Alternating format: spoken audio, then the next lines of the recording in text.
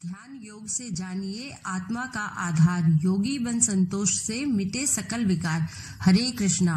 आप सभी का दिन शुभ और मंगलमय हो। आप सभी पर श्री कृष्ण भगवान की कृपा सदा सर्वदा बनी रहे। आज आप सुनेंगे भगवत गीता का 8वां अध्याय। भगवान श्री कृष्ण के चरणों में प्रणाम करते हुए हम भगवत गीता का 8वां अध्याय प्रारंभ करते हैं। भगवान शिव कहते हैं, देवी अब 8वें अध्याय का महात्म्य सुनो। उसके सुनने से तुम्हें बड़ी प्रसन्नता होगी। लक्ष्मी जी के पूछने पर भगवान विष्णु ने उन्हें इस प्रकार 8वें अध्याय का महात्म्य बतलाया था। दक्षिण में आमर्दकपुर नामक एक प्रसिद्ध नगर है। वहाँ भाव शर्मा नामक एक ब्राह्मण रहता था, जिसने वैश्या को पत्नी बनाकर रखा था। वह मांस खाता, मदिरा पीता, श्रेष्ठ पुरुषों का धन चुराता, पराई स्त्री से व्याभिचार करता और शिकार खेलने में दिलचस्पी रखता था। वह बड़े भयानक स्वभाव का था और मन में बड़े बड़े हौसले रखता था। एक दिन मदिरा पीने वालों का समाज जुटा था। उसमें भाव शर्मा ने भरपेट ताड़ी पी, खूब गले तक उसे चढ़ाया। अतः अजीर्ण से अत्यंत पीड़ित होकर वह पापात्मा कालवश मर गया और बहुत बड़ा ताड़ का वृक्ष हुआ। उसकी घनी और ठंडी छाया का आश्रय लेकर ब्रह्म राक्षस भाव को प्राप्त हुए कोई पति पत्नी वहां रहा करते थे।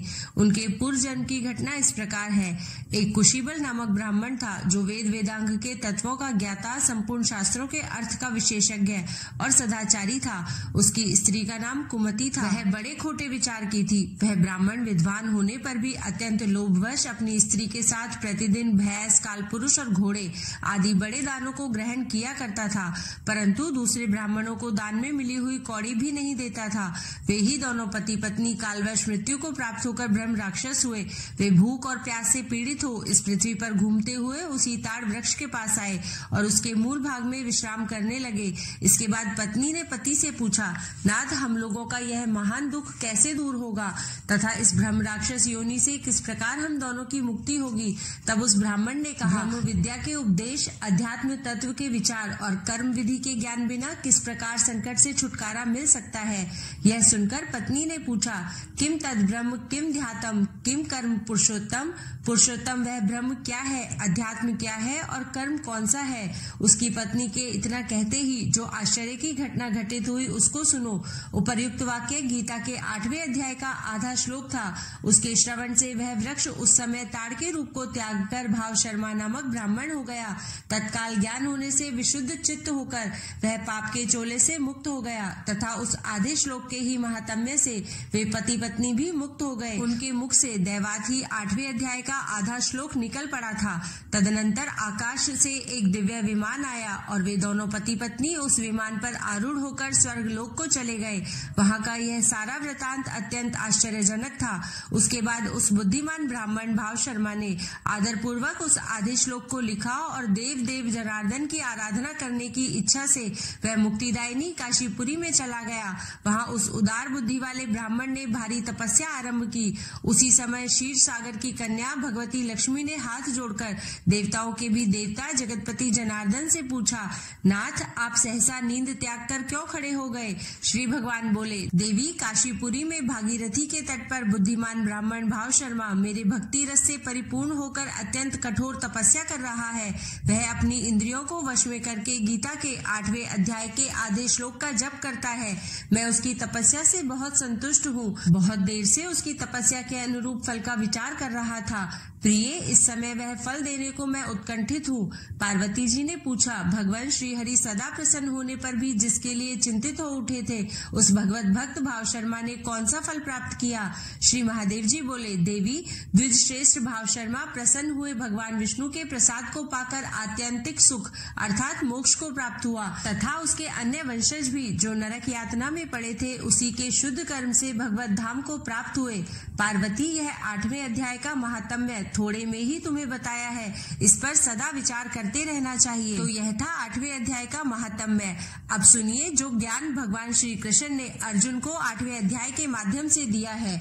इस प्रकार भगवान के वचनों को न समझकर अर्जुन बोले, हे पुरुषोत्तम, जिसका आपने वर्णन किया वह ब्रह्म क्या है, अध्यात्म क्या है, कर्म क्या है और अधिभूत नाम से क्या कहा गया है?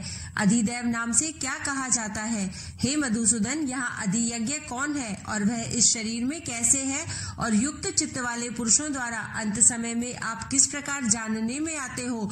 इस प्रकार अर्जुन के प्रश्न करने पर श्री कृष्ण भगवान बोले, हे अर्जुन, परम अक्षर अर्थात जिसका कभी नाश नहीं हो ऐसा सच्चिदानंद घन परमात्मा तो ब्रह्म है और अपना स्वरूप अर्थात जीवात्मा अध्यात्म नाम से कहा जाता है तथा भूतों के भाव को उत्पन्न करने वाला शास्त्र विहित यज्ञ, दान और होम आदि के निमित्त जो द्रव्य आदिकों का त्याग है वह कर्म नाम से कहा गया है। उत्पत्ति विनाश धर्म वाले सब पदार्थ अधिभूत है और हिरण्यमय पुरुष अधिदैव है। और हे देहधारियों में श्रेष्ठ अर्जुन, इस शरीर में मैं वासुदेव ही विष्णु रूप से अधियज्ञ हूँ और जो पुरुष अंतकाल में मेरे को ही स्मरण करता हुआ शरीर को त्याग कर जाता है वह मेरे साक्षात स्वरूप को प्राप्त होता है, इसमें कुछ भी संशय नहीं है। कारण कि हे कुंती पुत्र अर्जुन, यह मनुष्य अंतकाल में जिस जिस भी भाव को स्मरण करता हुआ शरीर को त्यागता है उसको ही प्राप्त होता है, परंतु सदा उसी भाव को चिंतन करता हुआ, क्योंकि सदा जिस भाव का चिंतन करता है अंतकाल में भी प्राय उसी का स्मरण होता है। इसलिए हे अर्जुन, तू सब समय मेरा ही स्मरण कर और युद्ध भी कर। इस प्रकार मेरे में अर्पण किए हुए मन बुद्धि से युक्त हुआ निसंदेह मेरे को ही प्राप्त होगा। हे पार्थ, यह नियम है कि परमेश्वर के ध्यान के अभ्यास रूप योग से युक्त अन्य तरफ न जाने वाले चित्त से निरंतर चिंतन करता हुआ पुरुष परम प्रकाश रूप दिव्य पुरुष को अर्थात परमेश्वर को ही प्राप्त होता है। इससे जो पुरुष सर्वज्ञ अनादि सबके नियंता, सूक्ष्म से भी अति सूक्ष्म सबके धारण पोषण करने वाले अचिंत्य स्वरूप सूर्य के सदृश है, नित्य चेतन प्रकाश रूप अविद्या से अति परे शुद्ध सच्चिदानंद घन परमात्मा को स्मरण करता है, वह भक्ति युक्त पुरुष अंतकाल में भी योग बल से भ्रकुटी के मध्य में प्राण को अच्छी प्रकार स्थापन करके फिर निश्चल मन से स्मरण करता हुआ उस दिव्य स्वरूप परम पुरुष परमात्मा को ही प्राप्त होता है।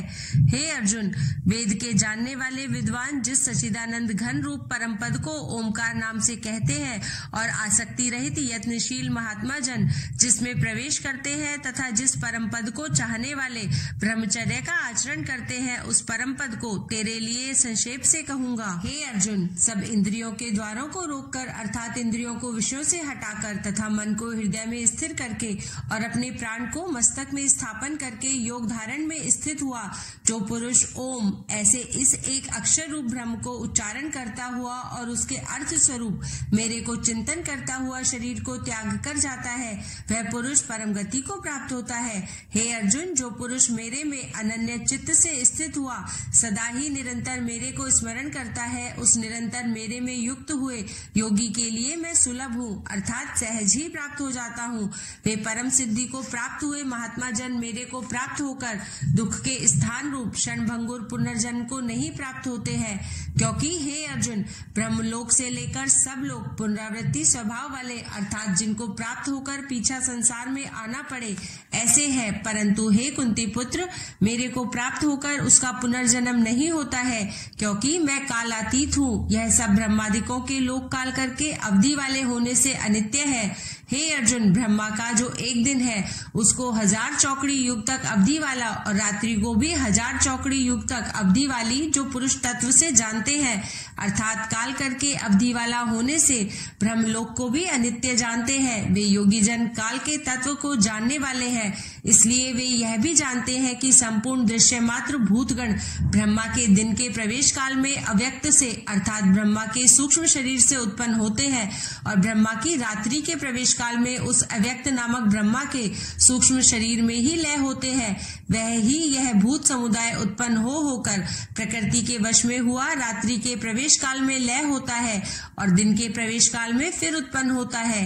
हे अर्जुन, इस प्रकार ब्रह्मा के 100 वर्ष पूर्ण होने से अपने लोक सहित ब्रह्मा भी शांत हो जाता है, परंतु उस अव्यक्त से भी अति परे दूसरा अर्थात विलक्षण जो सनातन अव्यक्त भाव है वह सच्चिदानंद घन पूर्ण ब्रह्म परमात्मा सब भूतों के नष्ट होने पर भी नहीं नष्ट होता है। जो वह अव्यक्त अक्षर ऐसे कहा गया है, उसी अक्षर नामक अव्यक्त भाव को परम गति कहते हैं, तथा जिस सनातन अव्यक्त भाव को प्राप्त होकर मनुष्य पीछे नहीं आते हैं, वह मेरा परम धाम है। और हे पार्थ, जिस परमात्मा के अंतर्गत सर्वभूत है और जिस सच्चिदानंद घन परमात्मा से यह सब जगत परिपूर्ण है, वह सनातन अव्यक्त परम पुरुष अनन्य भक्ति से प्राप्त होने योग्य है। और हे अर्जुन, जिस काल में शरीर त्याग कर गए हुए योगी जन पीछा न आने वाली गति को और पीछा आने वाली गति को भी प्राप्त होते हैं, उस काल को अर्थात मार्ग को कहूंगा।